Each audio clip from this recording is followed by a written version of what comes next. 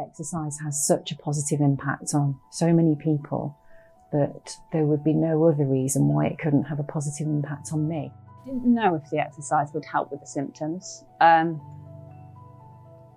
slightly stopped forecasting about it because I tried to rehab myself so many times and had so many failed attempts that I'd stopped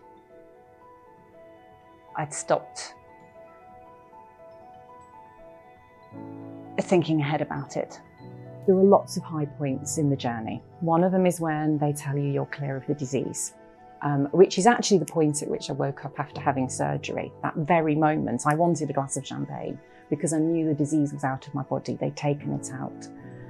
I've realised how lucky I am, how unbelievably supportive and fantastic my loved ones are and my friends are. People that have been there for me in so many different ways. And I feel very blessed actually to have such an orbit of fantastic people around me. Another highest point was going around holiday with my children, and we knew at that point when we travelled to Europe that we were back together as a healthy family, and we were out on a boat and there was music playing and we were out at sea, and we all shared that moment where we said, yeah, it's okay now. It's very difficult to give somebody else who's got cancer advice. Everybody's journey is different. Everybody's cancer is different. You can have two people diagnosed with the same type of cancer at the same stage, having the same treatment, who have completely different reactions and responses. I think the only thing I would say to somebody is, if you are of the kind of person that I was, and I'm quite a proud person and I don't like to ask for help, I had to learn to ask for help. Don't be frightened of that. Well, that's a good question. Okay, describe my relationship with my physio. With one word. Exceptional. My relationship with my physio now is trust and belief. To work with people who have cancer or have had cancer, there's nothing like it. They're just amazing people. They've been through literally a life-threatening situation. And wow, the life lessons they teach you, the compassion they have, just the take on life, it's incredible and it's infectious. They are the most rewarding patient group by far. The rehab for me has been, I'm going to go with life-changing. I've lost weight, I feel healthier, my skin's fresher. I probably have 90% of the symptoms, the side effects that I had of the drugs that I continually take. It's a lot more than regaining function of a joint. It's about combating the effects of treatment. It's about owning your body again. It's about getting your life back on track. The biggest piece of advice is that when you feel this, the point where you feel like you're being cast out to sea and you have to deal with the after effects yourself, go and find support and advice. You feel better, you look better, you move better, you can do things you never thought you could do. Your energy levels are through the roof and you can combat life again. When I went in, Tom asked me to give him some goals that I wanted to do. And my goals were really simple things compared to what I had done before. I wanted to be able to walk on a beach without being in pain. I wanted to be able to pick my nephew up. I wanted to be able to ride a bike again. I wanted to be able to walk anywhere for a long period of time. And I can do all of those things now.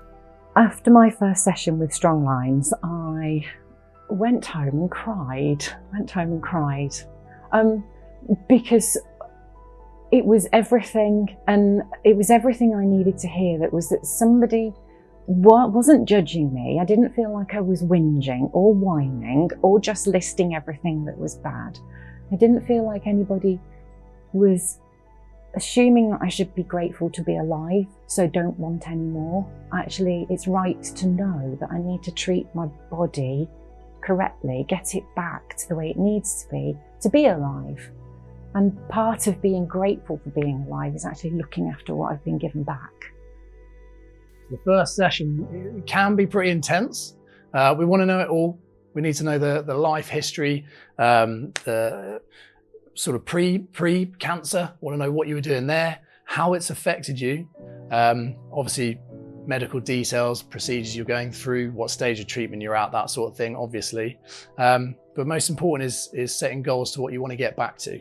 So we can reverse engineer those goals and set specific exercise or specific targets to get you back, give you the physical properties again to able to handle those challenges. My conversations with oncology and surgeons, when I explained to them that I had all these side effects and I felt 90, their answer to it was to change the drugs, was to stop taking them, or to go swimming, which turns my hair green. They didn't have the answer, which was, okay, go and do some exercise and this could actually relieve 90% of the symptoms that you're suffering and the side effects that you're suffering. And I felt, probably for the first time, a little bit excited, a little bit hopeful that actually maybe I was going to be able to get myself closer to where I want to be. People should get in touch with us as soon as they have that diagnosis, because we can help manage you physically leading up to the point of surgery, leading up to the point of your first chemo, just helping to deal mentally with it as well. Within 2 or 3 days of being given some very simple exercises by Fred and completing them at home, which took very little time, I noticed a huge reduction in cramp at night in my legs. I was sleeping through the nights because the cramps weren't waking me up anymore. I wasn't having to get out of bed and stretch, so I slept through the night. Prior to the exercises, I also struggled in the morning to get down the stairs, just because of the stiffness. But within, again, 2 or 3 days, I was getting down the stairs so much quicker, where previously it took me 8, 9 steps to loosen up. I was 3 or 4 steps down. For people starting out in their journey for cancer rehab, it is go for it, trust the process, and be patient. So you can't suddenly expect the earth. It's small baby steps, okay? You make small life changes that are manageable and sustainable, and you build from there.